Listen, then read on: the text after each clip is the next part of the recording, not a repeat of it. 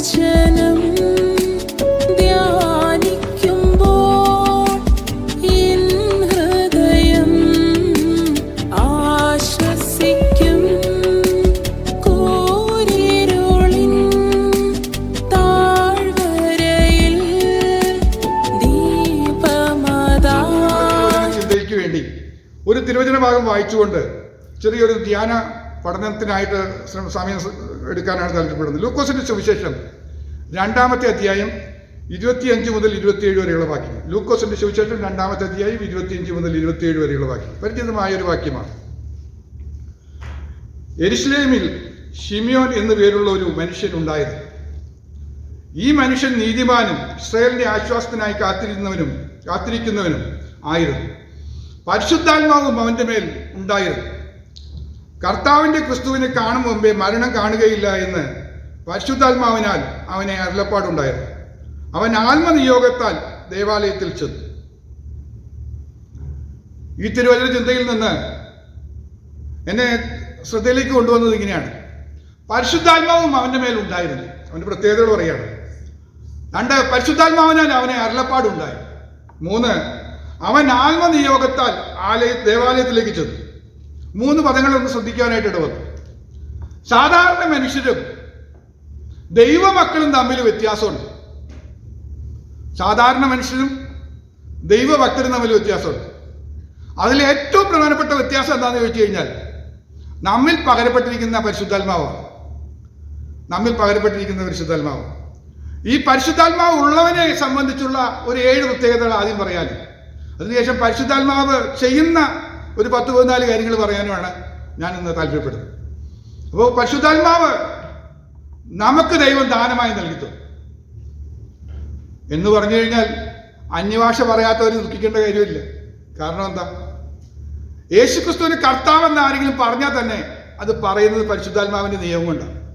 യേശുക്രിസ്തു പോയതിനു ശേഷം നമുക്കറിയാം പരിശുദ്ധാത്മാവിനെ വാഗ്ദത്തം ചെയ്ത പരിശുദ്ധാത്മാവിനെ ഭൂമിയിലേക്ക് അയച്ചു തന്നു.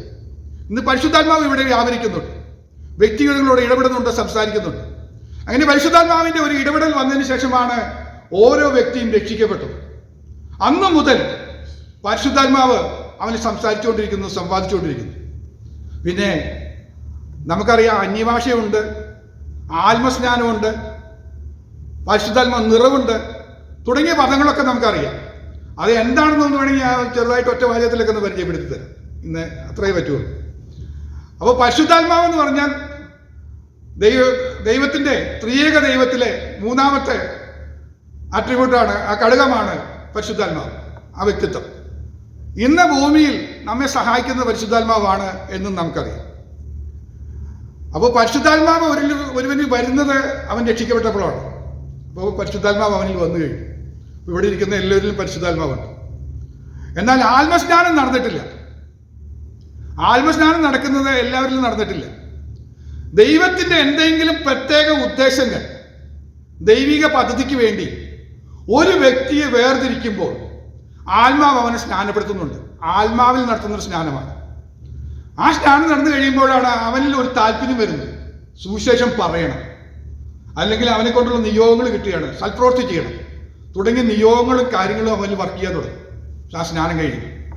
ആ സ്നാനം നടന്നു എന്നുള്ളതിന്റെ തെളിവ് എന്താണെന്ന് ചോദിച്ചു കഴിഞ്ഞാൽ ആ സ്നാനം നടന്നതിന്റെ പ്രത്യക്ഷമായ തെളിവാണ് അന്യഭാഷ. ആ സ്നാനം നടന്നു കഴിയുമ്പോൾ പരിശുദ്ധാത്മാവ് വന്ന് അവനെ മുഴുവനായി സ്നാനപ്പെടുത്തി കഴിയുമ്പോൾ അവനിലുണ്ടാകുന്നൊരു വ്യത്യാസമാണ്. കുളിച്ചു കഴിഞ്ഞാൽ ഫ്രഷ് ആവില്ലേ എന്ന് പറഞ്ഞതുപോലെ സ്നാനം കഴിയുമ്പോൾ നമ്മളിൽ പുതിയ ആത്മാവിനെ അവൻ പകരുകയാണ്. അതിന്റെ തെളിവായി അന്യഭാഷയിൽ സംസാരിക്കും. അതാണ് അന്യഭാഷ. എന്നാൽ ആത്മനിറവ് അവിടെ കൊണ്ട് തീരുന്നില്ല. ആത്മനിറവ് അതിലും ഉയർന്നൊരു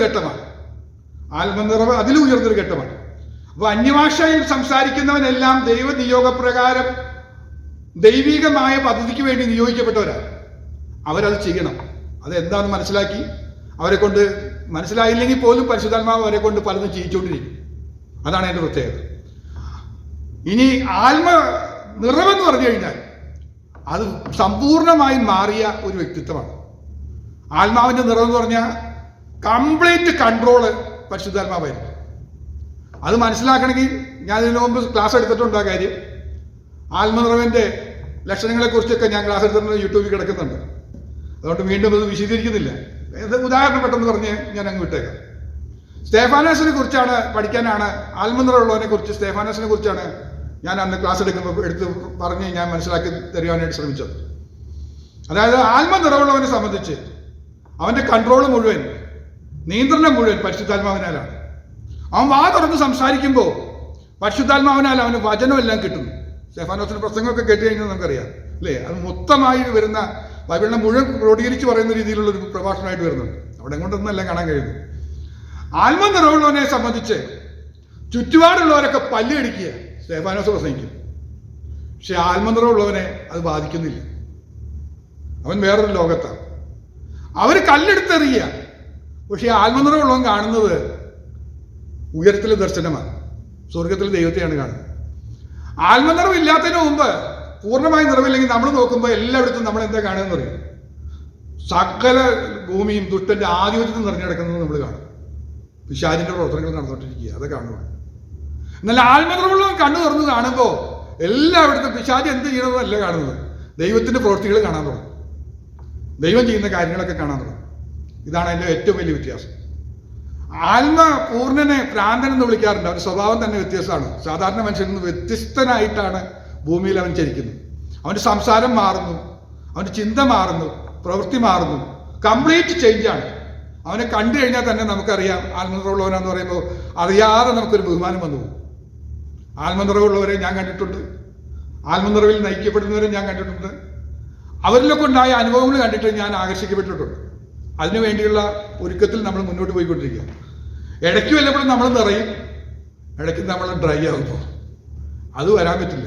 ആത്മനിറവിൽ തന്നെ നിൽക്കുവാനായിട്ട് നമ്മൾ വളരെയധികം പരിശ്രമിക്കേണ്ടതുണ്ട്. അതുകൊണ്ടാണ് ഇന്ന് ഈ വിഷയം ഞാൻ എടുക്കാനായിട്ട് കാരണം. പൂർണ്ണമായി മനസ്സിലാക്കുവാനായിട്ട് ഒന്നും കൂടെ നമ്മളൊന്ന് പരിശ്രമിച്ചാൽ നല്ലതാണ്. ഇവിടുന്ന് നമ്മൾ മനസ്സിലാക്കുകയാണ്, ചില കാര്യങ്ങൾ പറയുകയാണ്. ആത്മനിറവിനാലാണ് വിശുദ്ധ ജീവിതം സാധ്യമാകുള്ളൂ. പരിശുദ്ധാത്മാവിനാൽ അല്ലാതെ ഒരു മനുഷ്യനും വിശുദ്ധ ജീവിതം നയിക്കാൻ പറ്റില്ല. എത്ര ഡിസിഷൻ എടുത്താലും സാഹചര്യവും സമ്മർദ്ദവും എല്ലാം ഒത്തുവരുമ്പോൾ നമ്മൾ തെറ്റിപ്പോകും. എന്നാൽ പരിശുദ്ധാത്മാവ് നമ്മെ സഹായിക്കാതെ ഒരു മനുഷ്യനും വിശുദ്ധ ജീവിതം കഴിക്കാൻ പറ്റില്ല, നടത്താൻ പറ്റില്ല. ഇപ്പോൾ ഞാൻ ഇങ്ങനെ കഴിഞ്ഞ ദിവസം സംസാരിക്കുമ്പോൾ പറഞ്ഞൊരു കാര്യമുണ്ട്. ഇപ്പോൾ ഈ അപകടം നടന്ന സ്ഥലത്ത് ധാരാളം പേര് രക്ഷാപ്രവർത്തനത്തിന് പോകും. ഒരു നല്ലൊരു ഉദ്ദേശത്തോടുകൂടി അവിടെ പോകുന്നു.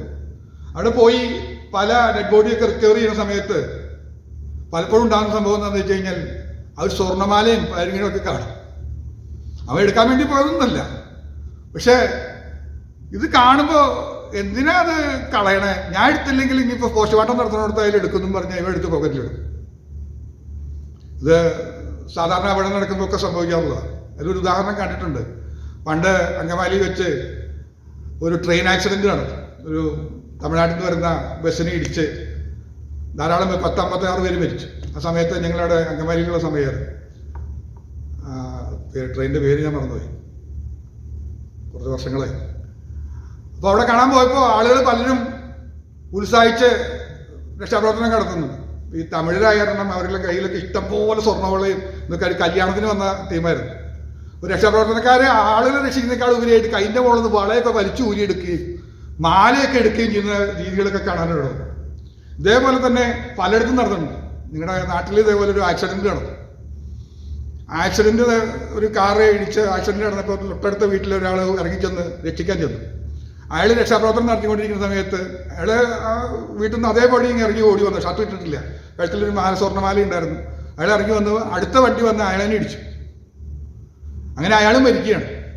പക്ഷെ എന്താ സംഭവിച്ചെന്ന് ചോദിച്ചു കഴിഞ്ഞാൽ ഇയാളൊക്കെ എടുത്തുകൊണ്ട് പോകാനൊക്കെ കയ്യിൽ വന്നു. ആളുകളൊക്കെ കൂടി എടുത്തുകൊണ്ടുപോയി. മാല കിട്ടിയില്ല. സൗകര്യ പറഞ്ഞതാ. എന്ന് പറഞ്ഞാൽ ഇതുപോലെ മനുഷ്യ സ്വഭാവത്തിൽപ്പെട്ട കാര്യമാണ്. അവൻ എപ്പോൾ വേണമെങ്കിൽ തെറ്റിപ്പെട്ടു പോവാം. സാഹചര്യവും സമ്മർദ്ദവും സമ്മതവും കൂടെ ഒത്തുവന്നാൽ, 3 ഒത്തുവന്നു കഴിഞ്ഞാൽ പാപം ചെയ്യുന്ന പറയുന്നത്. സമ്മർദ്ദം വല്ലാതെ കയറി വരിക. അങ്ങനെ വരുമ്പോഴാണ് ഇവർ തെറ്റുകൾ ചെയ്യുന്നത്.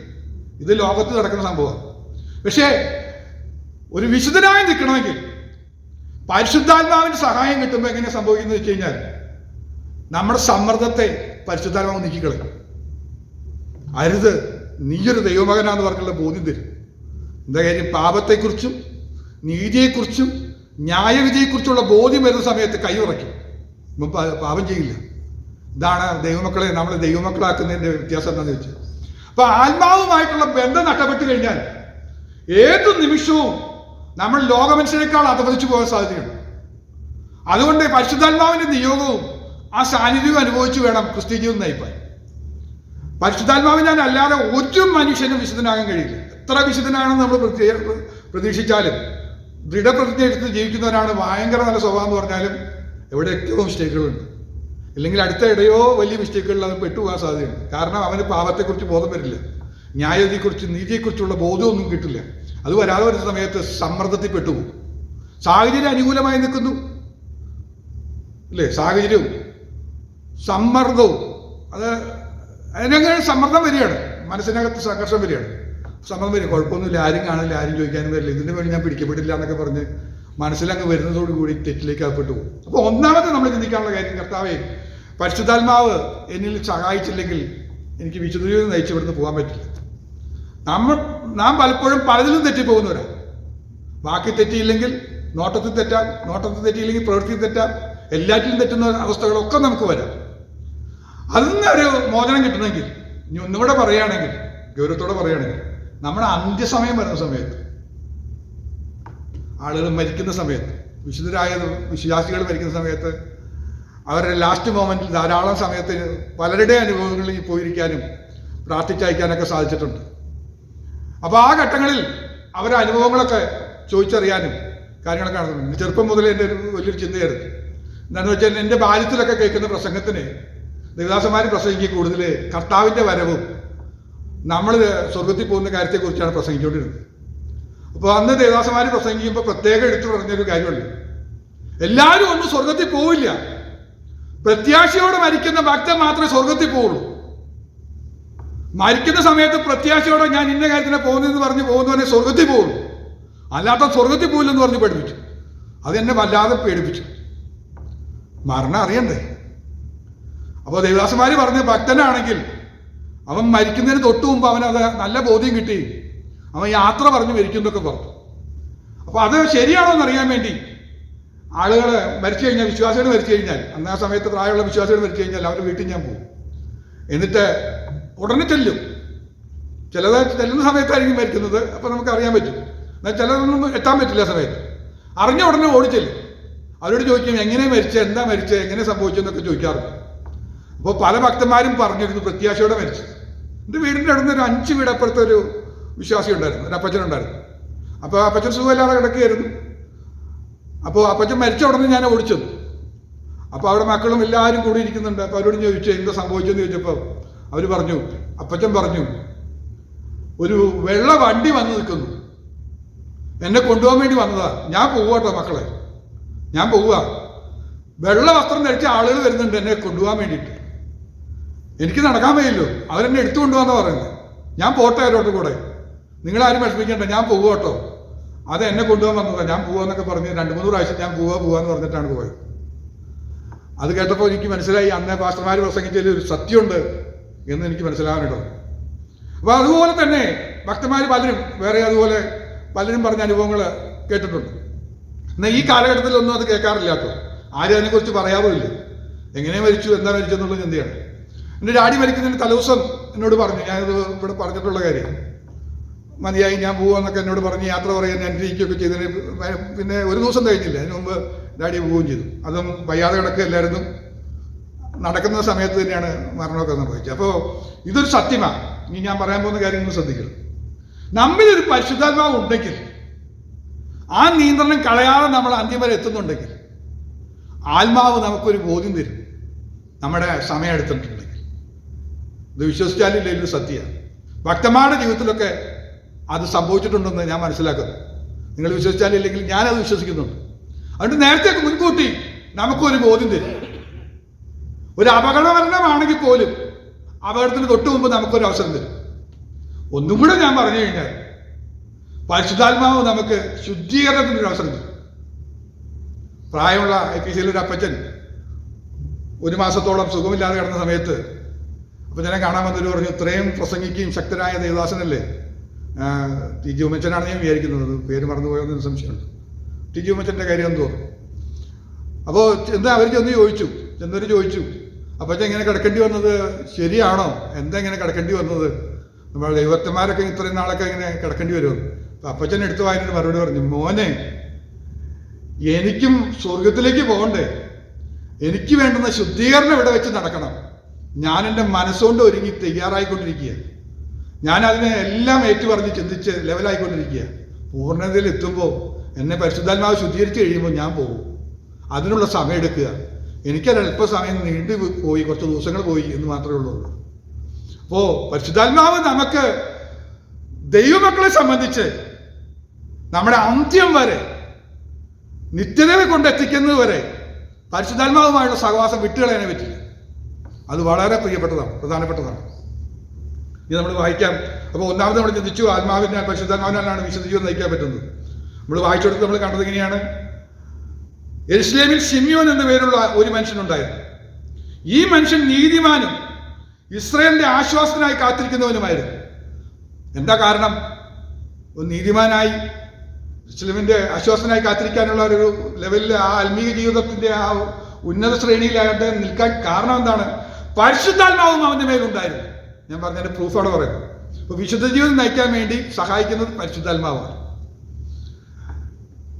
പരിശുദ്ധാത്മാവിനാൽ അവന് അരുളപ്പാടുണ്ടായി. അപ്പോൾ ഇനിയും ഒന്ന് വായിക്കാം. ലൂക്കോസിന്റെ സുവിശേഷം 1:35 ഒന്ന് വായിക്കാം. ലൂക്കോസ് ചാപ്റ്റർ 1:35 ഞാൻ വായിക്കാം. അതിന് ദൂതൻ, പരിശുദ്ധാത്മാവ് നിന്റെ മേൽ വരും, അത്യുന്നതന്റെ ശക്തി നിന്റെ മേൽ നിഴലിടും, ആകയാൽ ഉത്ഭവിക്കുന്ന വിശുദ്ധ പ്രജ ദൈവപുത്രൻ എന്ന് വിളിക്കപ്പെട്ടു. അപ്പോൾ ഞാൻ വീണ്ടും ഒരു തെളിവും കൂടെ പറയാണ്. പരിശുദ്ധാത്മാവ് വന്ന് നിഴലിട്ട് പരിശുദ്ധാത്മാവിന്റെ നിയന്ത്രണത്തിൽ ഒരു പ്രജ ഉത്ഭവിക്കുമ്പോൾ പറഞ്ഞു വിശുദ്ധ പ്രജയായിരിക്കും എന്ന് പറഞ്ഞാൽ ഒരു വ്യക്തിയെ വിശുദ്ധ ജീവിതത്തിലേക്ക് നയിക്കുന്നത് പരിശുദ്ധാത്മാവ് തന്നെയാണ്. അതിന് മാറ്റമില്ല. വേറെ ഒന്നിനും ഒരു മനുഷ്യനെ വിശുദ്ധനാക്കാൻ കഴിയില്ല. ഇനി ലൂക്കോസ് 1:67 വായിക്കുന്നത്, അവന്റെ അപ്പനായ സക്രിയാവ് പരിശുദ്ധാത്മാവ് നിറഞ്ഞവനായി പ്രവചിച്ചു പറഞ്ഞത് എന്നാണ് അവിടെ വായിക്കുന്നത്. അപ്പൊ രണ്ടാമത്, ഒന്ന് പരിശുദ്ധാത്മാവ് നമ്മെ വിശുദ്ധനാക്കും. പരിശുദ്ധാത്മാവ് ഉള്ളവന് ചെയ്യുന്ന രണ്ടാമത്തെ കാര്യം അവന് പ്രവചിക്കാൻ കഴിയും. പരിശുദ്ധാത്മാവ് ഉള്ളവന് പ്രവചിക്കാൻ പറ്റും. നമ്മൾ പലപ്പോഴും പ്രവചിച്ചിട്ടുണ്ട്. ഞാനിങ്ങനെ പറയാറുണ്ട്, ഒറ്റ മിനിറ്റ് കൊണ്ട് ഒരു മനുഷ്യനെ പ്രവാചകനാക്കാം.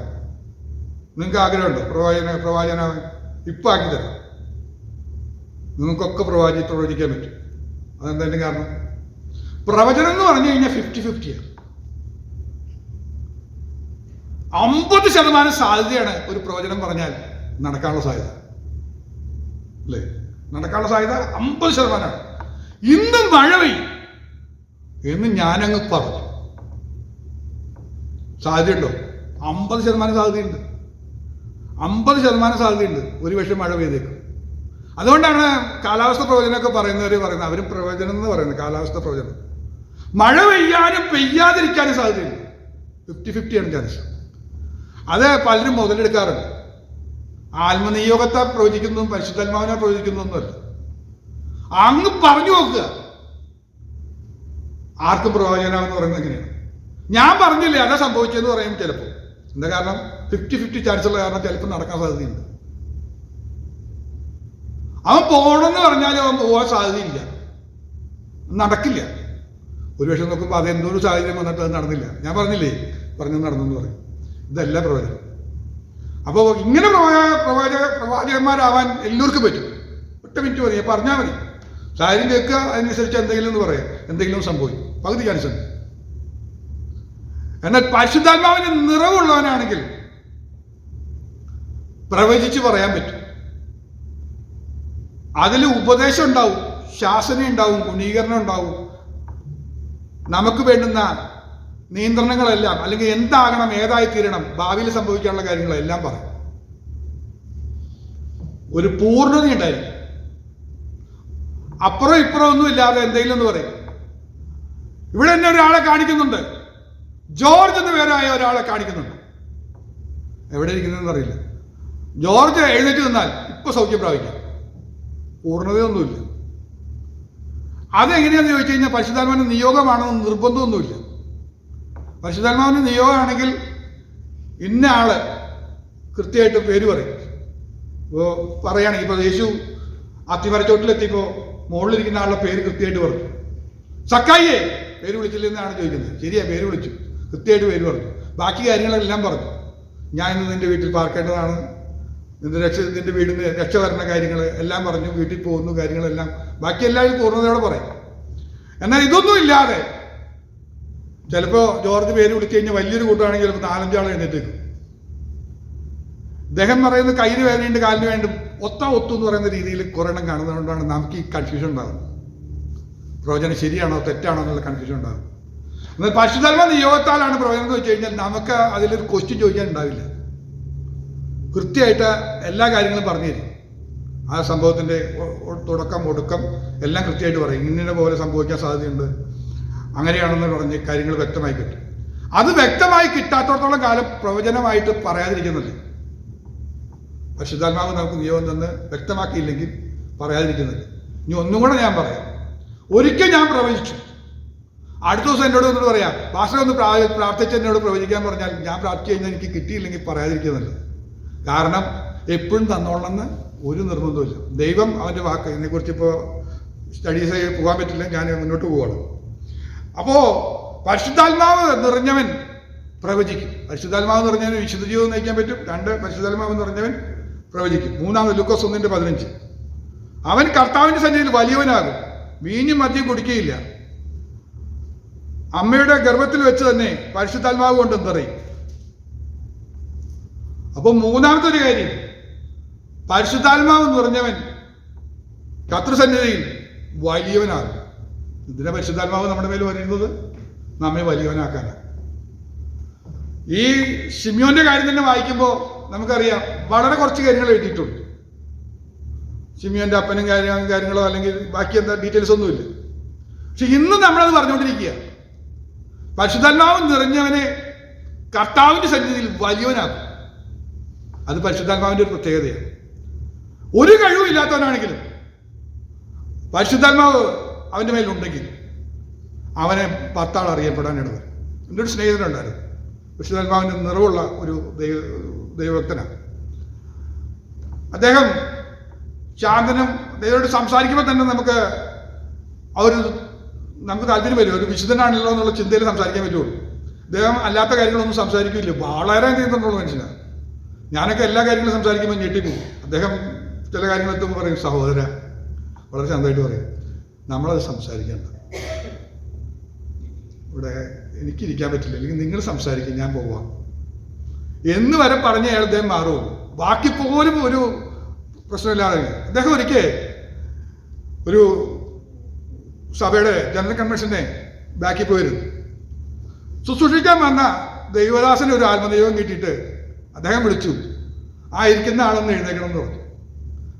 അദ്ദേഹത്തിന് പരിശുദ്ധാത്മാവ് നിയന്ത്രിക്കാൻ തുടങ്ങി. എന്നിട്ട് പറഞ്ഞു, ആ സഹോദരനോട് മുന്നോട്ട് കടന്നു വന്ന് ശുശ്രൂഷിക്കാൻ പറഞ്ഞു. ഞാൻ ശുശ്രൂഷിക്കില്ല എന്ന് പറഞ്ഞ് അദ്ദേഹത്തെ വിളിച്ചു. ഒരിക്കലും അറിയോ പേരോ ഒന്നും അറിയാത്ത മനുഷ്യനാണ്. അദ്ദേഹം വന്ന് പ്രസംഗിച്ചു.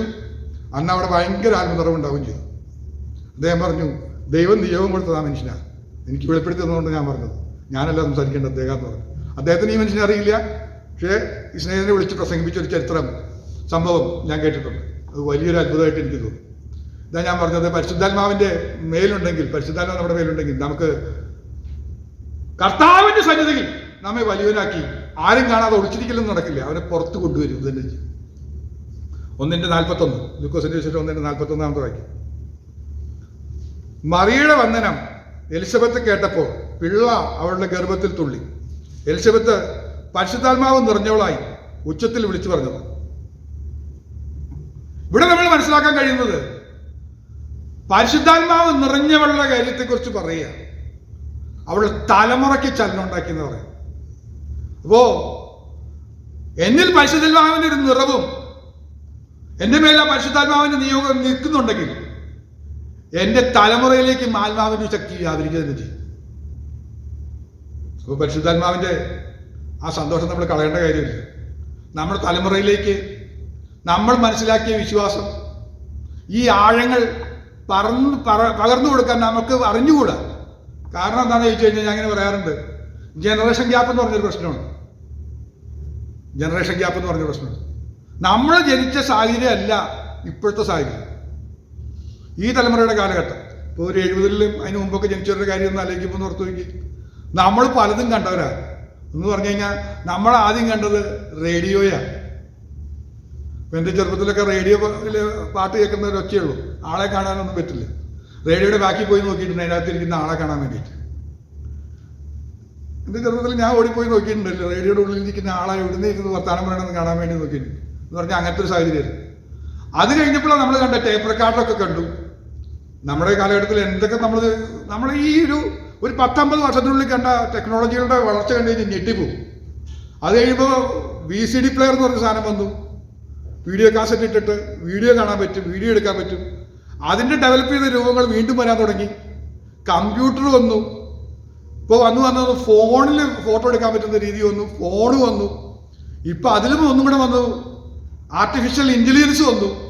നമ്മൾ പറയുന്ന രൂപത്തിലേക്ക് കാര്യങ്ങൾ കൊണ്ടുവരുന്ന രീതി. അപ്പോൾ നമ്മുടെ ഈ കാലഘട്ടത്തിൽ തന്നെ എന്തൊക്കെ മറിഞ്ഞുപോയി. പക്ഷെ നമ്മുടെ തലമുറ ആ പിന്നിലത്തെ ചിത്രം കണ്ടിട്ടില്ല. മണ്ണെണ്ണ വിളക്കിൻ്റെ കീഴിലിരുന്നതും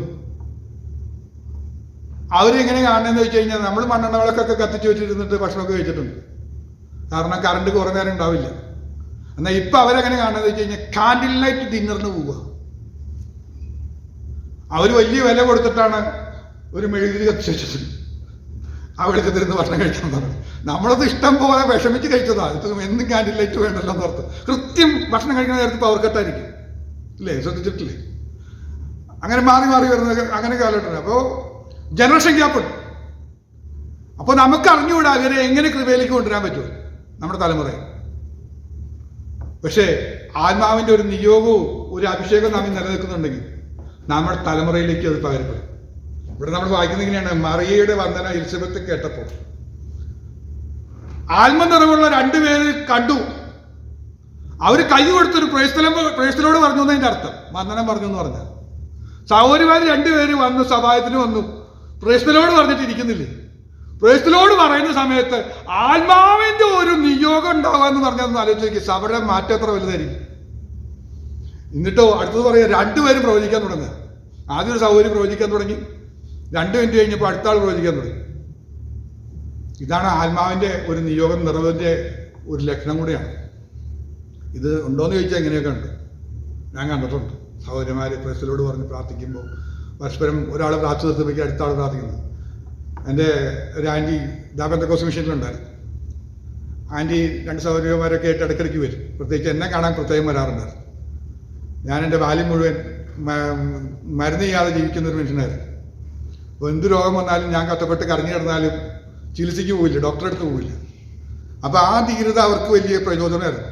അവരുടെ ചിന്താഗതിക്കനുസരിച്ച് വളരെ ശരിയാണെന്ന് തോന്നിയ കാരണം പ്രാർത്ഥനയെ സഹായിക്കാൻ വേണ്ടി എന്തെങ്കിലും കേട്ട് കഴിഞ്ഞാൽ അവർ വരും. അത് വന്നു കഴിഞ്ഞാൽ ഒരു ആൻറ്റി സ്തോത്രം പറഞ്ഞ് പ്രാർത്ഥിച്ചു തുടങ്ങുമ്പോഴേക്കും അന്യഭാഷയെ പറഞ്ഞ് പ്രവചിക്കാൻ തുടങ്ങും. ആ പ്രവചനം തീർന്നതിന് മുമ്പ് കൂടെ വന്ന സഹോദരി പ്രവചിക്കാൻ തുടങ്ങും. അവർ അന്യഭാഷയിൽ സ്തുതിക്കുകയും പ്രവചിക്കുകയൊക്കെ ചെയ്യും. ഇത് ഞാൻ കണ്ടിട്ടുണ്ട്. അപ്പോൾ ഇത് സത്യം തന്നെയാണ്. ദൈവമക്കളെ, നമ്മളതിനു വേണ്ടി ഒന്ന് വാഞ്ചിക്കണം. നമ്മൾ കരം കൊടുക്കുന്ന സമയത്ത് ഒരു ആത്മാവിൻ്റെ ഒരു പ്രേരണയും കാര്യങ്ങളൊക്കെ ഉണ്ടാകും. ഇപ്പോൾ കരം കൊടുക്കുന്ന സമയത്ത് എന്താ ഉണ്ടാവണമെന്ന് ചോദിച്ചു കഴിഞ്ഞാൽ നമുക്കൊരു പേടി, ഒരു ഭയോ, ഇനിയിപ്പോൾ എന്താ ഒരു പറയാമോ, എന്താ സംഭവിക്കാൻ പോണെന്നൊക്കെ ഓർത്ത് നമ്മൾ ഭയപ്പെടുന്നൊരു കാലഘട്ടമായി മാറി. ഇനി ഞാൻ എന്തെങ്കിലും പറഞ്ഞിട്ട് അവർക്കൊരു വിഷമം വന്നെങ്കിലോ എന്ന് നമ്മൾ ഏറെ ചിന്തിക്കുന്നു, ഭയപ്പെടുന്നു. ഇനിയിപ്പോൾ എന്താ ചോദിക്കേണ്ടതെന്ന് ഓർത്തിട്ട് വിഷമം വരിക. അങ്ങനെ ചോദിച്ചവർക്ക് വിഷമം ഉണ്ടാവുമോ? സുഖമാണോ എന്ന് ചോദിച്ചു കഴിഞ്ഞാൽ രോഗിയാക്കി ചിത്രീകരിച്ചോന്ന് ഇനി അങ്ങനെ സംസാരിക്കുമോ, ഇനി തിരിച്ചു ചോദിക്കുമോ, എങ്ങനെയാണെന്ന് ഓർത്തിട്ട് ആകെ വിഷമിക്കുന്ന ഒരു കാലഘട്ടത്തിൽ നമ്മൾ പോയിക്കൊണ്ടിരിക്കും. ഇത് മാറണമെങ്കിൽ ദൈവമക്കളെ നമുക്ക് ആത്മനിയോഗത്തോട് പറയാം, കർത്താവേ പരിശുദ്ധാത്മാവിൻ്റെ നിയോഗം എനിക്ക് വേണമെന്ന് പറഞ്ഞു. ആ ആത്മനിറവും പരിശുദ്ധാത്മാവ് എന്നിൽ എപ്പോഴും നിൽക്കണമേ കർത്താവേ എന്ന് പറഞ്ഞ് നമ്മൾ പ്രാർത്ഥിക്കേണ്ടത് ആവശ്യമാണ്.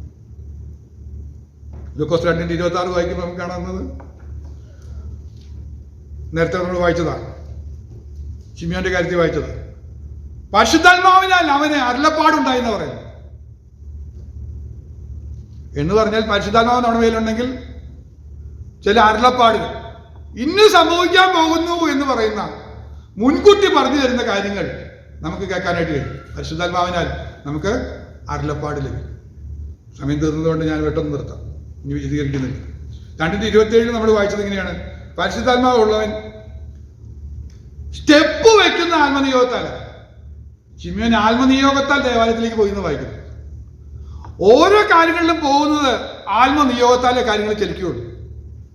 നമുക്ക് ആത്മനിയോഗമൊന്നും വേണ്ട. ഇപ്പൊ ഒരു സ്ഥലം മേടിക്കണമെങ്കിൽ നിയോഗമൊന്നും നമുക്ക് വേണ്ട. നമ്മുടെ ഒരു കാശുണ്ടായാൽ മതി. ആരെങ്കിലും വന്നത് പറഞ്ഞാൽ കണ്ണായ സ്ഥലം കേട്ടോ, മേടിച്ചിട്ടാൽ 2 മാസം കഴിഞ്ഞ് ഇരട്ടി വിലയ്ക്ക് വിൽക്കാൻ പറ്റുന്നൊക്കെ 2 പ്രലോഭനം കൂടെ പറഞ്ഞു കഴിഞ്ഞാൽ കയ്യിൽ കാശും കൂടി ഇരിക്കുകയാണ്. നമ്മൾ നിയോഗമൊന്നും നോക്കില്ല, അടുത്ത സ്റ്റെപ്പ് എടുത്ത് വെച്ച് അത് മേടിക്കും. മേടിച്ച് കഴിഞ്ഞപ്പോഴാണ് അറിയുന്നത് അതിന് പകുതി വില പോലും കിട്ടില്ല. അത് ചിലപ്പോൾ സംഭവിക്കുന്ന കാര്യങ്ങളാണ്. അതൊക്കെ പരാജയപ്പെടുന്നതിന് കാരണം എന്താ? നമ്മൾ ദൈവമക്കളായിട്ടും പരാജയപ്പെടുന്നതിന് കാരണം എന്താ? ദൈവമക്കളെ കാര്യങ്ങളെ ഒരു സ്റ്റെപ്പ് എടുത്ത് വെക്കണത്. ഇവിടെ ഞാൻ പറയുകയാണെങ്കിൽ സഭായോഗത്തിന് പോകുന്നത് പോലും ആത്മനിയോഗത്താല. ദേവാലയത്തിലേക്ക് പോയത് പോലും ആത്മാവിന്റെ ഒരു നിയോഗം. ഇന്ന് നീ ചെല്ലണം. നമുക്ക് വല്ല നിയോഗം കിട്ടിയായിരുന്നു എന്ന് വരുമ്പോ? എനിക്കിന്നൊരു പാട്ട് പാടണമെന്നൊരു നിയോഗം കിട്ടി വന്നവരുണ്ട്. ഇന്ന് പ്രാർത്ഥിക്കും ഞാൻ. 2 പേര് സമയമില്ലെങ്കിൽ 2 പേര് ഞാൻ സാക്ഷ്യം പറയും. ഇത് കർത്താവ് ഇത് നന്മ. ഇതൊക്കെ ആത്മാവ് തരുന്ന നിയോഗങ്ങളാണ്. സഭായത്തിന് വരുമ്പോൾ നിയോഗം കിട്ടും. ഞാൻ ഉറക്കെ ഹല്ലേലൂയ പറയുന്ന ഒരു നിയോഗം കിട്ടിയിട്ട് വന്നിരുന്ന് മറക്കരുത്. ഉറക്കെ ഹല്ലേലൂയ പറയും, ഉറക്കെ കൈയടിക്കുകയും ഞാൻ ഇന്ന് ആത്മാവിൽ ശക്തിപ്പെടുന്നു ചിന്തിക്കില്ല. ഒരു നിയോഗം, ഒരു പ്രേരണ. അത് ആർക്കാ കിട്ടിയെന്ന് ചോദിച്ചു കഴിഞ്ഞാൽ നിയോഗം പ്രേരണ കിട്ടണമെങ്കിൽ പ്രാർത്ഥിക്കുക തന്നെ വേണം. പ്രാർത്ഥിക്കാതെ നിയോഗമൊന്നും ഉണ്ടാവില്ല. പിന്നൊക്കെ നമ്മുടെ സ്വഭാവ ബുദ്ധി തോന്നുന്നതാണ്. ഹൃദയത്തിൽ ചൂട് പിടിച്ച് വല്ലതും തോന്നും. അതൊന്നും ശരിയല്ല. എന്നാൽ പ്രാർത്ഥിക്കുന്ന മനുഷ്യന് ഒരു പ്രകാശനം കൊടുക്കും, ഒരു ഹേമം കൊടുക്കും. ഞാനത് പറയുന്ന വാക്ക് ഒരു ഇൻപൾസ് കൊടുക്കും. ഉള്ളിൻ്റെ ഉള്ളില് അത് നമുക്ക് വ്യക്തമാകും, ബോധ്യം വരും. ശരിയാട്ടോ, ആ വാക്യം തെളിഞ്ഞു കിട്ടിയത് എന്നോട് സംസാരിച്ചുകൊണ്ടിരിക്കുക. എനിക്കതൊന്ന് സഭയെ വായിക്കണം. മറ്റാളെ കുത്താനില്ല കേട്ടോ. ഇത് എന്നെ ചൈതന്യപ്പെടുത്തിയതാ, എന്നിലത് ജ്വലനമുണ്ടാക്കി. ഇങ്ങനൊരു നിയോഗം കിട്ടും. ആരാധനയ്ക്ക് വരുമ്പോൾ മാത്രമല്ല, നമ്മുടെ സകല ജീവിത ക്രമീകരണങ്ങളിൽ നിയോഗം കിട്ടും. നിയോഗം കിട്ടാത്ത കാര്യങ്ങളിൽ നമ്മൾ പോയിട്ടുണ്ടോ? ഞാൻ പോയിട്ടുണ്ട്. സ്റ്റെപ്പ് എടുത്ത് വെച്ചിട്ടുണ്ട്. എന്നും ദുഃഖകാരണമാണ്. നിയോഗം കിട്ടാത്ത ഏത് കാര്യത്തിന് കാലെടുത്ത് വെച്ചോ അത് ദുഃഖകാരണമായിട്ട് എനിക്ക് ഫീൽ ചെയ്തിട്ടുണ്ട്, എനിക്ക് തിരിച്ചറിയാൻ കഴിഞ്ഞിട്ടുണ്ട്. അതുകൊണ്ട് പല കാര്യത്തിനും ഞാൻ നിയോഗം കിട്ടിയതിന് ശേഷം മാത്രമേ മുന്നോട്ട് പോവുള്ളൂ. ചില സമയത്ത് നിയോഗങ്ങളൊന്നും കിട്ടുന്നില്ല, പക്ഷെ സമ്മർദ്ദം വന്നുകൊണ്ടിരിക്കും. വേറെ തീരുമാനം എടുത്തേ പറ്റുള്ളൂ എന്ന് ഡിസിഷൻ എടുക്കേണ്ട ഒരു സിറ്റുവേഷൻ വന്നിട്ട് ചിലപ്പോൾ ചാടിയിട്ടുണ്ട്, എടുത്തുകാലി വെച്ചിട്ടുണ്ട്, അപകടപ്പെട്ടിട്ടുണ്ട്, പ്രശ്നങ്ങൾ പറ്റിയിട്ടുണ്ട്. അതുകൊണ്ട് ഭയപ്പാടോടെ ഞാൻ ഒരു കാര്യങ്ങളിൽ മുന്നോട്ട് പോകുള്ളൂ. എപ്പോഴും അതെ. ഒരു സഭായത്തിന് വരികയാണെങ്കിൽ വചനം ശുശ്രൂഷിക്കണമെങ്കിൽ എനിക്കതിന് മുമ്പ് നിയോഗം കിട്ടിയിട്ടില്ലെങ്കിൽ ഞാൻ പ്രസംഗിക്കില്ല. കർത്താവിൻ്റെ ഒരു നിയോഗം, ഇന്ന കാര്യം സംസാരിക്കുന്ന പറഞ്ഞൊരു നിയോഗം ബോധ്യം തന്നാൽ മാത്രമേ പറയുള്ളൂ. ഇല്ലെങ്കിൽ അത് ശരിയല്ല. ഇനി ഞാൻ ഒന്നും കൂടെ പറയാം. നമ്മൾ ബൈബിൾ പഠിക്കുമ്പോൾ പഠിക്കേണ്ട വിഷയങ്ങൾ നമ്മൾ പഠിക്കില്ല, ഇമ്പോർട്ടൻസ് ഉള്ള വിഷയങ്ങൾ നമ്മൾ പഠിക്കില്ല. ഒരു പ്രയോജനമില്ലാത്ത കാര്യങ്ങൾ നമ്മൾ ധാരാളം ചിലപ്പോൾ പഠിച്ചു വരും. നമുക്ക് ഇൻട്രസ്റ്റ് വരികയില്ല. ഇതാരെഴുതി? ഒരു എബ്രായ ലേഖനം കിട്ടിക്കഴിഞ്ഞാൽ നമ്മൾ ആദ്യം എന്ത് പഠിക്കുന്നത്? എബ്രായ ലേഖനത്തിന് ഹെഡിങ് ഇല്ല, എബ്രായൊക്കെ എഴുതി ലേഖനം തോന്നും. ഇത് പൗലോസ് എഴുതി എന്നതിന് തെളിവ് 10. പൗലോസ് അല്ല എഴുതിയത്, ബർന്നബാസാണ് എഴുതിയെന്നുള്ളതിന് 5 തെളിവുകൾ. ഇനി അതുമല്ല, പത്രോസാണ് എഴുതിയെന്നുള്ളതിന് തെളിവുകളുണ്ട് എന്ന് പറഞ്ഞ ഒരു 5-6 കാര്യങ്ങൾ. ഇങ്ങനെ നമ്മൾ കുറേ അങ്ങ് പോകുമ്പോൾ ഒരു പോക്ക് അത് വായിക്കുമ്പോൾ നമുക്ക് അങ്ങനെ സാധ്യതയുണ്ടല്ലേ. അത് നമ്മുടെ ജിജ്ഞാസ വർദ്ധിപ്പിക്കുന്നുള്ളൂ.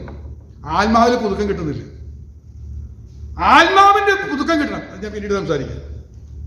ഇല്ലാത്ത പരാജയങ്ങളെ കുറിച്ച് ഞാൻ വീണ്ടും സംസാരിക്കാം. അതുകൊണ്ട് ആത്മാവിന്റെ നിയോഗം വേണം. ഇനി അവിടെ പറഞ്ഞത് ഇങ്ങനെയാണ്: അവന് അരുളപ്പാടുണ്ടായിരുന്നു. 7ാമത്തെ കാര്യം പറയുകയാണെങ്കിൽ അവിടെ വാക്ക് നിർത്തുക.